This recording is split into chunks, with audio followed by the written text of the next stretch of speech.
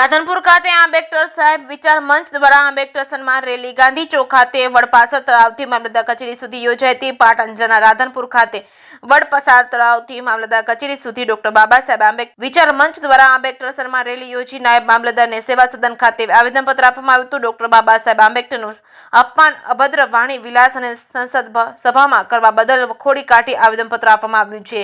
સંસદમાં સરકારના ચાલુ ગૃહમંત્રી અમિત શાહ દ્વારા ડોક્ટર બાબા સાહેબ આંબેડકર સાહેબ વિરુદ્ધ અભદ્ર શબ્દોની વાણી વિલાસ કરતા દલિત સમાજના લોકોની લાગણી દુભાવતા આજરોજ આવેદનપત્ર આપી રેલી કાઢી ગૃહમંત્રી અમિત શાહના સંસદમાં માફી માંગે તેમજ જાહેર લોક સમક્ષ માફી માંગે તેમજ ગૃહમંત્રી તરીકે રાજીનામા આપે તેવી માંગ કરી હતી। જે કેસની ગુજરાતી સાથે મનુ ઠાકર, રાધનપુર।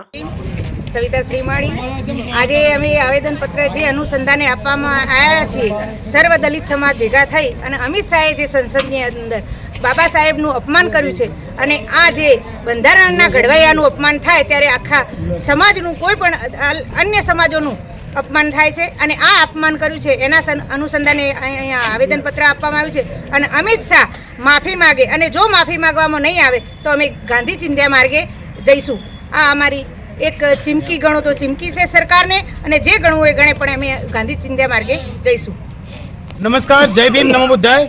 આજે અમે સમગ્ર અનુસૂચિત જાતિ SC ST OBCના તમામ ભાઈઓ અને બહેનો આવેદનપત્ર આપીએ છીએ કે 18/12/2024ના રોજ જે ગૃહમાં સાંસદ શ્રી અમિત શાહ દ્વારા બાબા સાહેબ આંબેડકરનું ઘોર અપમાન કર્યું છે એ અપમાન બાબતે અમે આવેદનપત્ર આપી છે અને ટૂંક જ સમયની અંદર માફી માગે અને તેમને સસ્પેન્ડ કરવામાં આવે। જો આ નહીં થાય તો આગામી દિવસોમાં અમે ઉગ્ર આંદોલન કરશું એવું પણ અમે કહીએ છીએ। બસ એ જ। જય ભીમ, નમો બુદ્ધાય। શું નામ તમારું? મકવાણા રતિલાલ રાજાભાઈ।